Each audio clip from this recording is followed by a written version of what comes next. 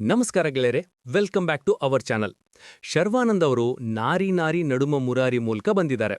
ಸಾಮಜ ವರಗಮನ ಅಂತಹ super hit ಕೊಟ್ಟ ರಾಮ್ ಅಬ್ಬರಾಜು ಈ ಸಲ ಕೂಡ ನಗುವಿನ ಮಳೆ ಸುರಿಸಿದ್ದಾರಾ? ಸಿನಿಮಾ ಹೇಗಿದೆ? ಪೂರ್ತಿ ವಿಡಿಯೋ ನೋಡಿ.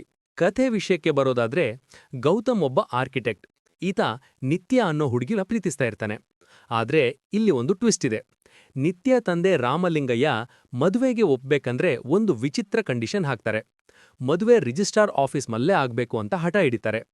ಆದ್ರೆ ನಮ್ಮ ಹೀರೋಗೆ ಆ ರಿಜಿಸ್ಟ್ರಾರ್ ಆಫೀಸ್ ಜೊತೆ ಇರೋ ಕನೆಕ್ಷನ್ ಏನು? ಅಲ್ಲಿಗೆ ದಿಯಾ ಎಂಟ್ರಿ ಯಾಕಾಗುತ್ತೆ?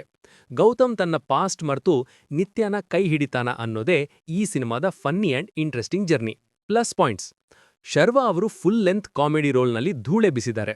ಅವರ ಎರಡೂ ಶೇಡ್ಗಳ ನಟನೆ ಮತ್ತು ಡೈಲಾಗ್ ಟೈಮಿಂಗ್ ಸಖತ್ ಮಜಾವಾಗಿದೆ. ಈ ಸಿನಿಮಾದ ರಿಯಲ್ ಸ್ಟ್ರೆಂತ್ ಅಂದ್ರೆ ಅದು ನರೇಶ್ ಅವರು. ಸ್ಕ್ರೀನ್ ಮೇಲೆ ಅವರು ಬಂದ್ರೆ ಸಾಕು, ಪ್ರೇಕ್ಷಕರು ನಕ್ಕು ನಕ್ಕು ಸುಸ್ತಾಗೋದು ಗ್ಯಾರಂಟಿ. ಅವರ ಬಾಡಿ ಲ್ಯಾಂಗ್ವೇಜ್ ಮತ್ತು ಆ ಇರಿಟೇಟಿಂಗ್ ಕಾಮಿಡಿ ಸೀನ್ಗಳು ಹೈಲೈಟ್. ಸಾಕ್ಷಿ ವೈದ್ಯ ಮತ್ತು ಸಂಯುಕ್ತ ಇಬ್ರೂ ಸ್ಕ್ರೀನ್ ಮೇಲೆ ಸಖತ್ತಾಗಿ ಕಾಣ್ತಾರೆ. ಜೊತೆಗೆ ವೆನ್ನೆಲಾ ಕಿಶೋರ್ ಮತ್ತು ಸುಧಾಕರ್ ಅವರ ಕಾಮಿಡಿ ಸಾಥ್ ಕೂಡ ಚೆನ್ನಾಗಿದೆ. ಮೈನಸ್ ಪಾಯಿಂಟ್ಸ್: ಕಥೆ ಹಳೆಯ ಫಾರ್ಮುಲಾ ಥರನೇ ಇದೆ. ಕೆಲವು ಕಡೆ ಮುಂದೆ ಏನಾಗುತ್ತೆ ಅಂತ ಈಸಿಯಾಗಿ ಗೆಸ್ ಮಾಡಬಹುದು. ಕಾಮಿಡಿಗೆ ಕೊಟ್ಟಷ್ಟು ಇಂಪಾರ್ಟೆನ್ಸ್ ಎಮೋಷನಲ್ ಸೀನ್ಗಳಿಗೆ ಕೊಟ್ಟಿಲ್ಲ ಅನ್ಸುತ್ತೆ. ಶ್ರೀಕಾಂತ್ ಅಯ್ಯಂಗಾರ್ ಮತ್ತು ವೆನ್ನೆಲಾ ಕಿಶೋರ್ ಅಂತಹ ನಟರಿಗೆ ಸಾಮಜ ವರಗಮನ ರೇಂಜಿಗೆ ಇಲ್ಲಿ ಸ್ಕೋಪ್ ಸಿಕ್ಕಿಲ್ಲ ಅನ್ನೋದು ಸ್ವಲ್ಪ ಬೇಸರ ತರಿಸುತ್ತೆ.